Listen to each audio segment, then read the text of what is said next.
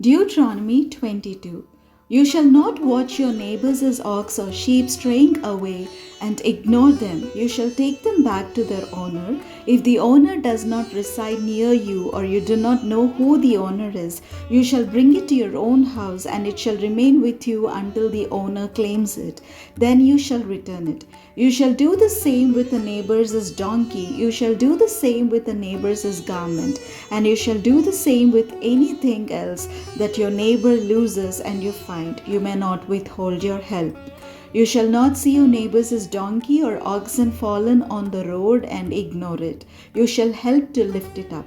A woman shall not wear a man's apparel, nor shall a man put on a woman's garment, for whoever does such things is abhorrent to the Lord your God. If you come on a bird's nest in any tree or on the ground with fledglings or eggs, with the mother sitting on the fledglings or on the eggs, you shall not take the name mother with the young.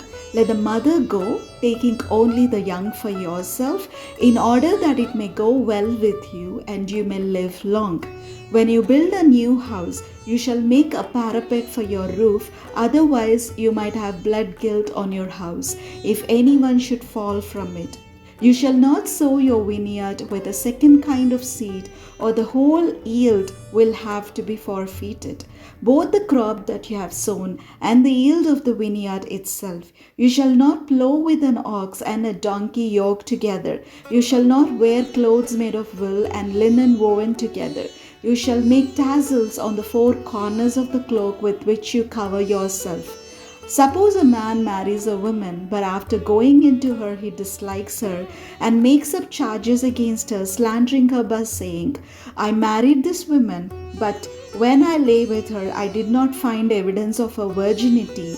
The father of the young woman and her mother shall then submit the evidence of the young woman's virginity to the elders of the city at the gate. The father of the young woman shall say to the elders, I gave my daughter in marriage to this man, but he dislikes her. Now he has made up charges against her, saying, I did not find evidence of your daughter's virginity.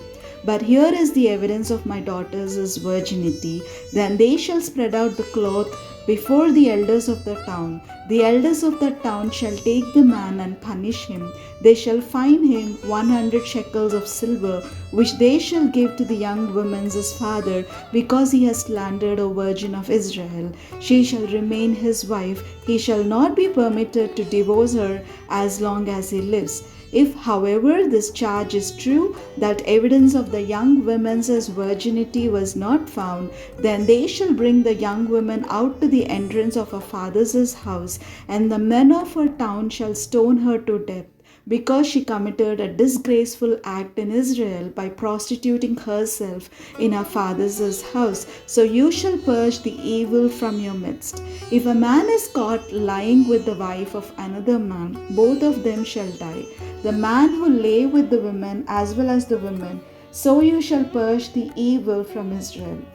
If there is a young woman, a virgin already engaged to be married, and a man meets her in the town and lies with her, you shall bring both of them to the gate of the town and stone them to death. The young woman because she did not cry for help in the town, and the man because he violated his neighbor's wife. So you shall purge the evil from your midst. But if the man meets the engaged woman in the open country, and the man seizes her and lies with her, then only the man who lay with her shall die. You shall do nothing to the young woman. The young woman has not committed an offense punishable by death, because this case is like that of someone who attacks and murders a neighbor. Since he found her in the open country, the engaged woman may have cried for help, but there was no one to rescue her. If a man meets a virgin who is not engaged and seizes her and lies with her, and they are caught in the act, the man who lay with her shall give 50 shekels of silver to the young woman's father, and she shall become his wife. Because he violated her, he shall not be permitted to divorce her as long as he lives. A man shall not marry his father's wife, thereby violating his father's rights. No one whose testicles are crushed or whose penis is cut off shall be admitted to the assembly of the Lord. Those born of an illicit union shall not be admitted to the assembly of the Lord.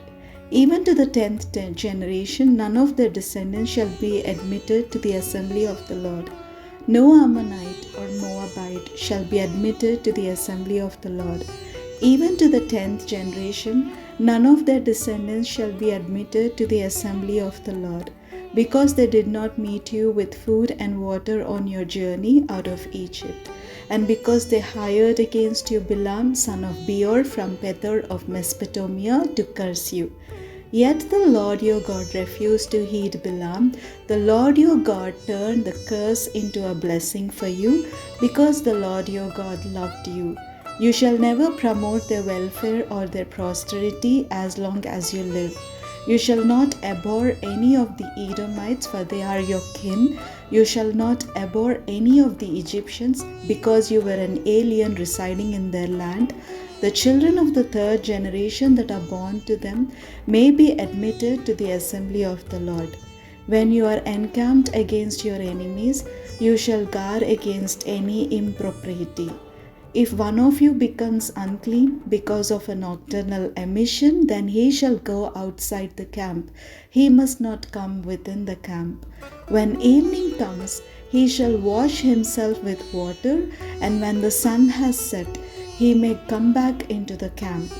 You shall have a designated area outside the camp to which you shall go. With your utensils you shall have a trowel. When you relieve yourself outside, you shall dig a hole with it and then cover up your excrement. Because the Lord your God travels along with your camp to save you and to hand over your enemies to you. Therefore your camp must be holy, so that he may not see anything indecent among you and turn away from you. Slaves who have escaped to you from their owners shall not be given back to them. They shall reside with you in your midst in any place they choose, in any one of your towns, wherever they please. You shall not oppress them. None of the daughters of Israel shall be a temple prostitute. None of the sons of Israel shall be a temple prostitute.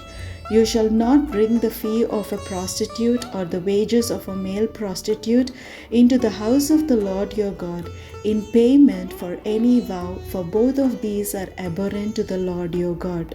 You shall not charge interest on loans to another Israelite, interest on money, interest on provisions, interest on anything that is lent. On loans to a foreigner you may charge interest, but on loans to another Israelite you may not charge interest, so that the Lord your God may bless you in all your undertakings in the land that you are about to enter and possess. If you make a vow to the Lord your God, do not postpone fulfilling it, for the Lord your God will surely require it of you, and you would incur guilt. But if you refrain from vowing, you will not incur guilt. Whatever your lips utter, you must diligently perform, just as you have freely vowed to the Lord your God with your own mouth. If you go into your neighbor's vineyard, you may eat your fill of grapes, as many as you wish, but you shall not put any in a container. If you go into your neighbor's standing grain, you may pluck the ears with your hand, but you shall not put a sickle to your neighbor's standing grain.